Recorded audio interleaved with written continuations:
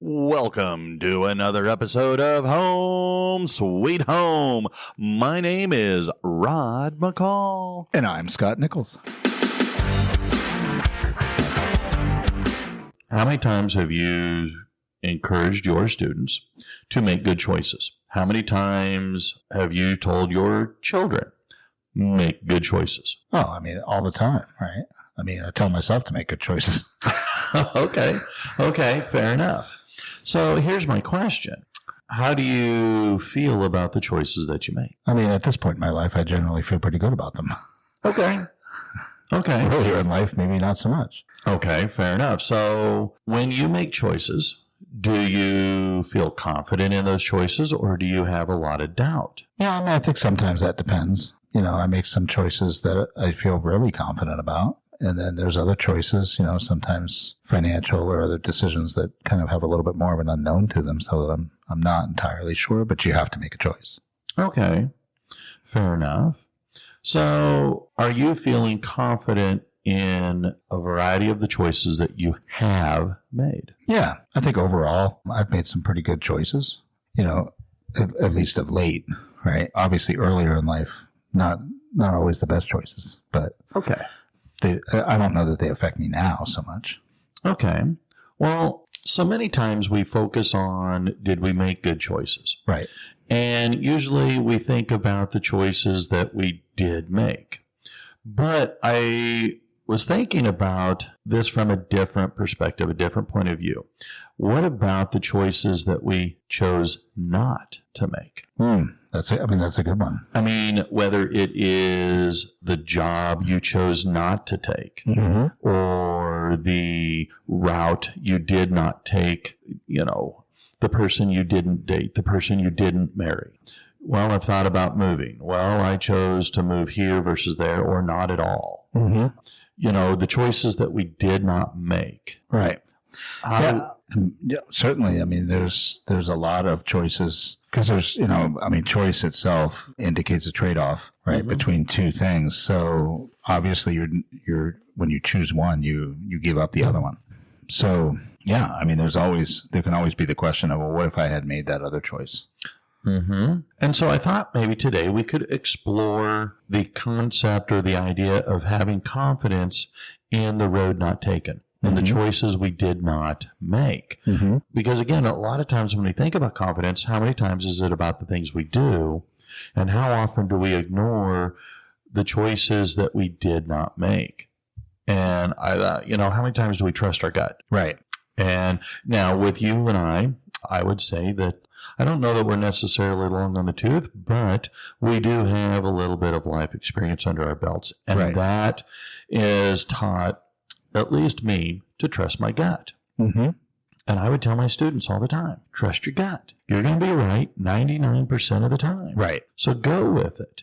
But how many times do we actually trust it? And so I thought today we could kind of do a little bit of a dive into that if you're open to it. Yeah, let's do it. All right. So the first point I want to focus on is the power of the paths that we did not take. Okay. With the idea that saying no is actually maybe a form of self-respect. Yeah, I think that's a big thing that I've seen a lot in professional life, especially, right, where people are constantly asked to do things and they feel obligated to do it. So they say yes, yes, yes, yes, yes, until they're completely overloaded with things that do not align with anything that they should be doing. And so, yeah, no is important, right? Like you have to be focused in life. Well, I think being able to say no like that, we have learned that through life experiences, and now we're more comfortable saying no. But I would argue that no is a sign of emotional maturity. Yeah, I think it definitely is showing respect for self as well as, some level of confidence that I can say no and still be okay. And that's going to, again, having that confidence, not in doing something, but in not doing something. Yeah.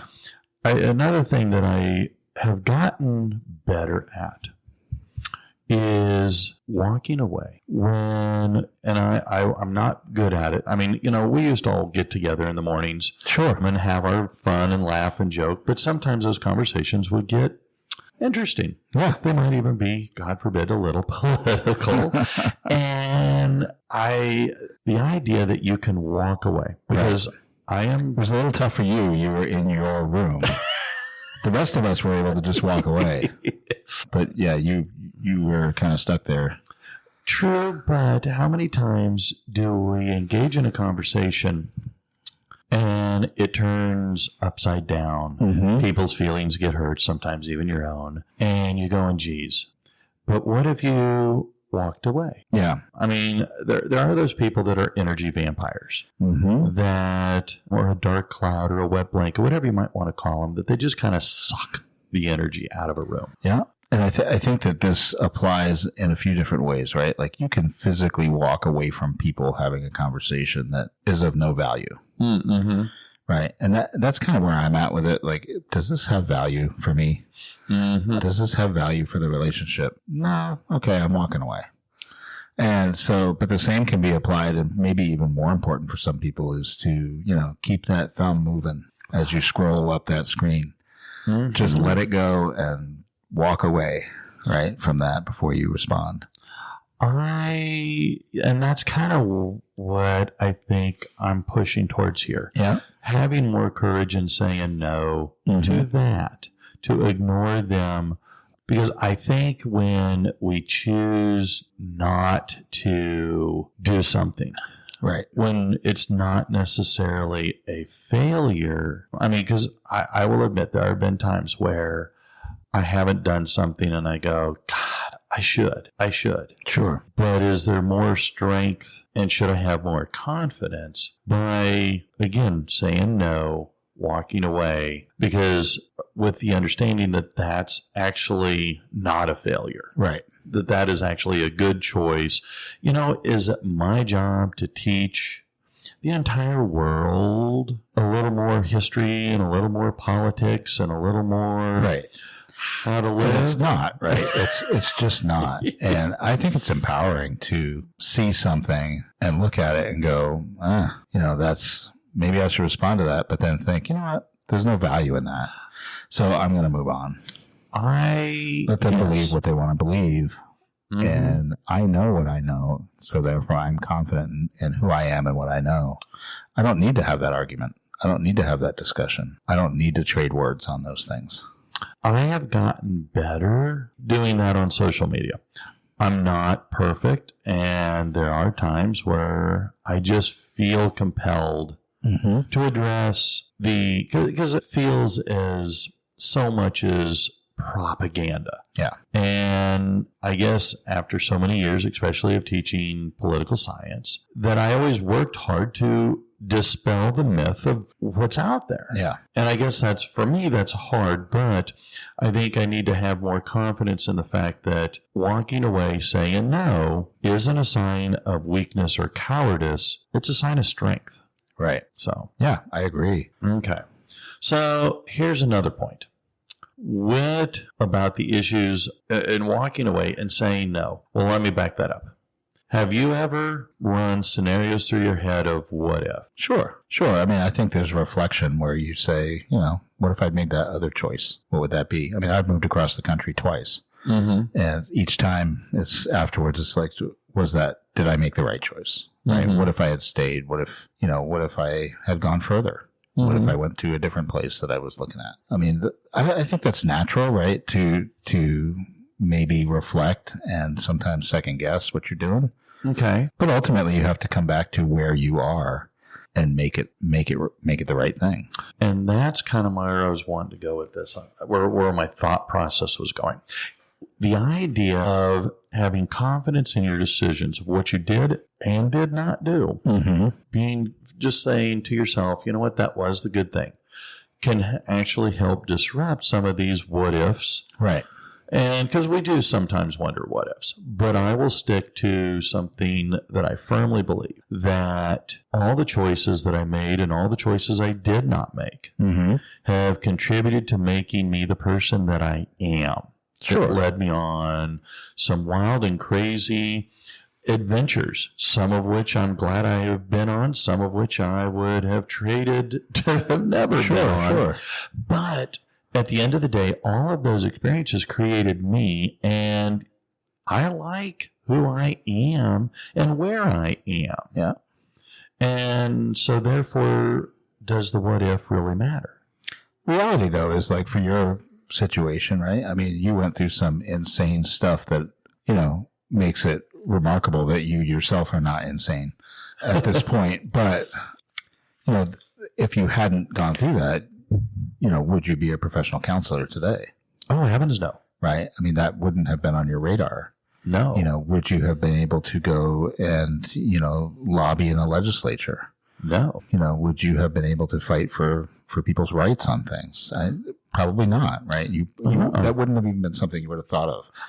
And so, those things help us, make those differences. If I hadn't moved to Florida when I did, I probably never would have become a teacher. And what a shame that right? would have been. And teaching has been my favorite career thus far. So, that would have been, a big loss for me. Mm-hmm. I don't know about everybody else, but it was a big loss for me, right? So, I think that what you choose, right, over what you don't choose, I still think is more important. And you have to kind of see where is it that has taken you. And so I do a lot of reflection on that frequently to see, where has this actually taken us, this journey, right? And, I can see all the pieces in our past connecting and bringing us to where we are today. And I like who I am today. So I'm good with that. And that's, again, it goes back to trusting our gut. Trust your gut to do what is best for you, what is right for you. And the more we can feel comfortable trusting our gut, then the less FOMO has of an impact. Exactly. And because it feels to me so many folks are worried about or suffer from that fear of missing out. I am so non-FOMO that I actually had to look that up the first time I ever heard it. Was like, what is that? And I could miss out on all kinds of things and it wouldn't bother me. Because I have my own things that I'm doing. And I think that comes from, again, a level of self-confidence that comes maybe with a little age and experience. If you are not living your life, but you're living a fake life. Yeah. I argue, or I share with a lot of my clients the idea, and this comes from Carl Rogers, that we all live two lives. We have our true, authentic self of who we really are. And then we have the self that we project to the rest of the world. And our happiness or our life dissatisfaction or stress, anxiety, depression comes from how far or how close those two personalities or those two versions of ourself are separated or are close together. The closer together, the happier we are. The further apart, the less happy we are. I feel like, for the most part, for me, I mean, those two things are probably the closest they've ever been, if not exactly the same most of the time. And I feel good about that. So exactly, and that's where our confidence comes from. If you're not having that confidence in yourself, in the choices that you make or in the choices that you don't make, you sit there, you ponder the what ifs, you suffer from the fear of missing out, then are the two people that are there, your authentic self and your projected self, are they too far apart? Right. And should you work to bring them closer together? I don't know. So here's what I challenge myself, okay? And the idea is to reinforce choices not made. Right. Okay. And I have thought on different occasions of, and I go back to, and I guess I'm sharing maybe too much information, but there was a girl that I knew when I was just graduated from college. We'd both worked at Walmart, and we were good pals, and I really liked her. Do we need to change the names to protect the innocent? Sure. I don't even remember her name now. Oh, that's good. And we went to a concert, and I like I said, I was stuck in friend zone. Right. And I was afraid to take a risk, take a gamble. Sure. And push it a little further. And there was, and I guess this is why the scene in the movie Hitch really sings to me. And the scene is where Will Smith and Kevin James are practicing outside the apartment door and jingling the keys and, going in for the kiss. That actually happened to me. Only unlike Kevin James' character in Hitch, I did not kiss her. And as a consequence from that moment, that relationship just stayed in the friend zone. She wound up meeting another guy. They wound up having a kid together. And I keep thinking, what would have happened had I done that? Had I kissed her, we would have moved forward. But then where would I have not gone? I would not have married Eric's mother. I would have never moved to Pennsylvania. I would have never had all those exciting adventures that I had there in Pennsylvania. Would have never gone to Europe, would have never wound up here in Dallas, and voila. Yeah. I wouldn't be on this podcast probably. So the idea that that choice, not making that choice, may have actually been a good thing. I wouldn't be on this podcast. No, because this podcast wouldn't exist. So the idea. I mean, it's crazy to think about those little things, right? And how they affect, become a hinge kind of in what happens in our lives. Yeah. I mean, it's crazy. Like, what if I had never met Eileen? I mean, my whole life would be different. I mean, I met her when I was 17, so my whole life would be completely different. And that's kind of the whole point. The idea that whether you write it down, you just run it through your brain, whatever. But, these kinds of pivotal decisions, because for me on that one I just shared, that story I shared, I met Eric's mother maybe 6 months later. Yeah. And I was a lot more assertive and more bold with her, thinking of that prior incident, going, well, you should have, you could have, you would have. Sure. And so I acted more assertively, and, well, we now know what happened. But again, the idea of looking at some of our choices, especially the choices that we didn't make, and go, you know what, that actually was a good thing. Yeah. So, I think seeing the good in it is really important. And that's because, that's why I liked this topic, that how many times do we have too much doubt in the choices that we made or did not make? Right. So, I mean, I can frequently have it. I mean, I've gone through recent, job search, trying to, working to become an administrator in schools. And it's a frustrating process, right? And it's a process where, like, if you are offered a job, but it's not necessarily the one you love, you still need it for experience. So you would take it anyway. And not that situation has come up for me, but it's a consideration, right? Sure. Fortunately, the district I'm looking at is, of course, great. So any job is awesome, right? I would agree. But you worry about, like, am I the right fit? Just the same as the interviewer would worry, are you the right fit, right? So, and then you think, what if and I've had times before where I've gotten 2 offers at the same time. Ooh. And now it's like, okay, which one do I take? And they're kind of equal, right? So then it's a little bit of a struggle, because you don't know if they're truly equal or if one of them would really be a lot better, especially moving forward in the future. So fortunately I chose right on that. I think I chose right. So but those are hard decisions, right? And I think that oftentimes those harder ones, I would always, talk to a trusted friend, a mentor, or somebody that I can help me not make the decision for me, but to just, ask me some questions that I might not think of. And and I think we all do that. Yeah. And at the end of the day, part of this idea of trusting our gut, having faith in the choices that we don't make, instead of going, well, gee, I wonder what would have happened if I'd done this instead of that. Sure. Go, you know what? Change that dialogue, change that mind frame set, or the way you think of that question by saying, you know what? I trusted myself. Yeah. I trusted myself. I knew me. And at the end of the day, it was a 50-50 shot. Yeah, okay, maybe I did flip the quarter. But I think I ultimately made the right choice. Yeah.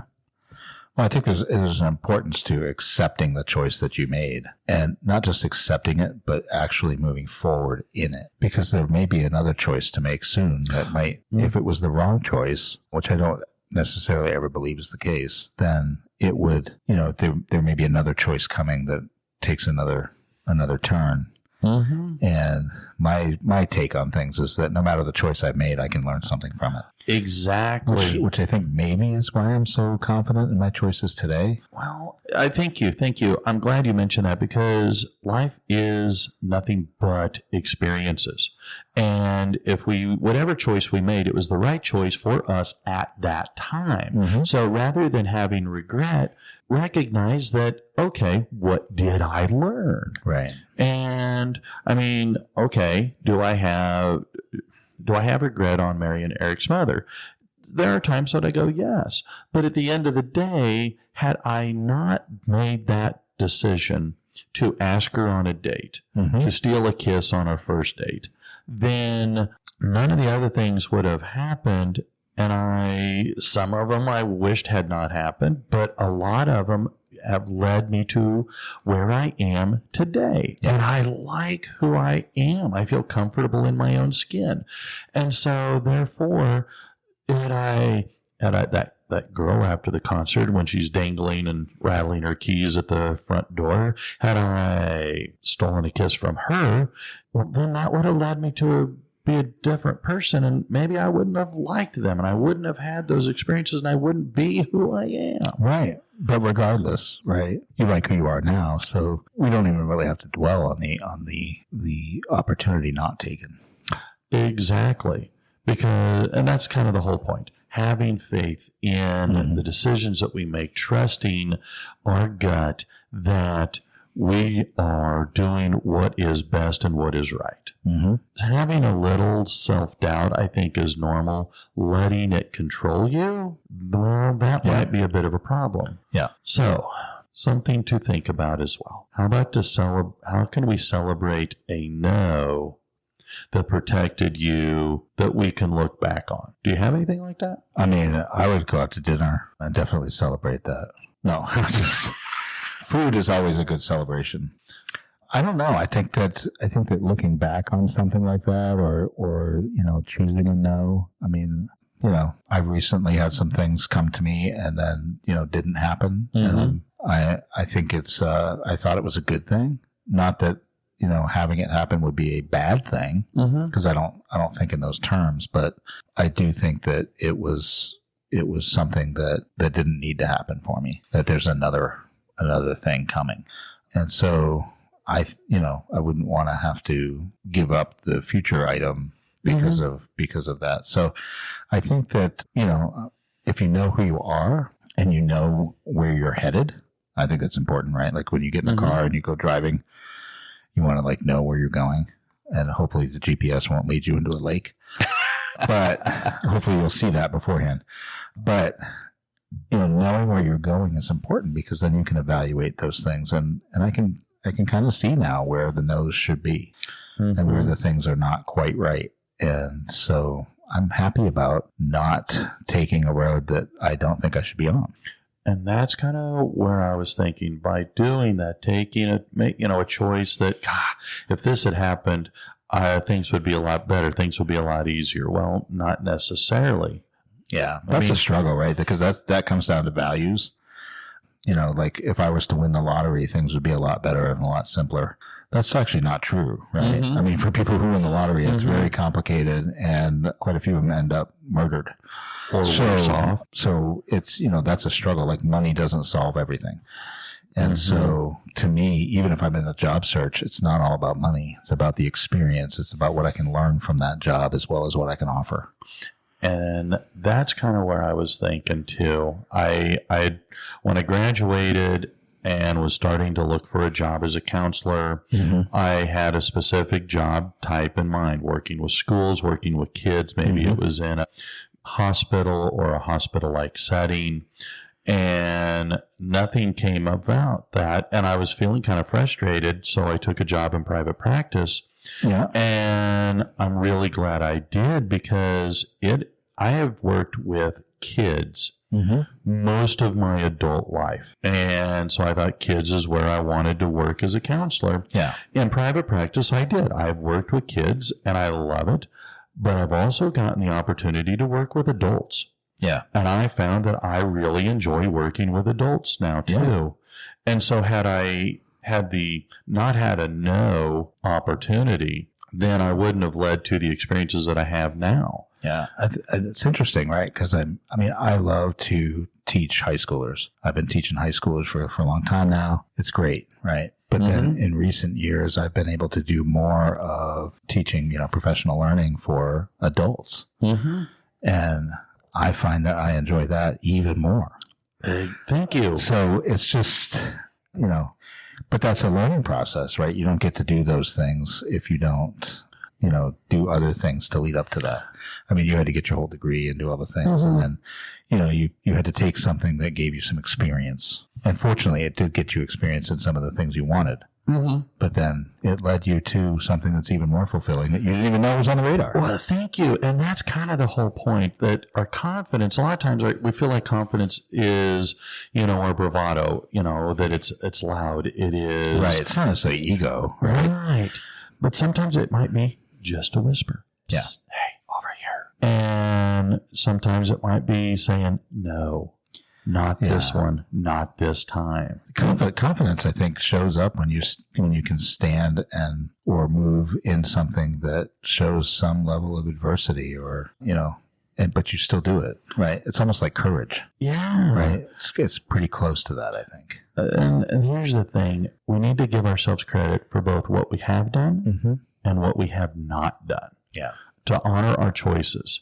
And, especially the things that we have walked away from, that we have avoided, letting our inner wisdom guide us, to be our compass, to lead us to becoming and maintaining that person that our authentic self and our projected self overlap quite a bit. Yeah. I think that knowing your values and knowing where you're going is really important to be able to assess those things, though. Maybe that's a whole nother podcast, but I'll look into that. I think that those things are kind of the map when you come to that fork in the road to go, oh yeah, this is where I want to be, and that might not take me there. So exactly, well said. All right, well then that's all I got for us. That's today. Good stuff. All right. Well, thanks. Be confident. Absolutely. And with that, I'm going to say we'll see you next time. I'm Rod. I'm Scott. See you later. Bye-bye.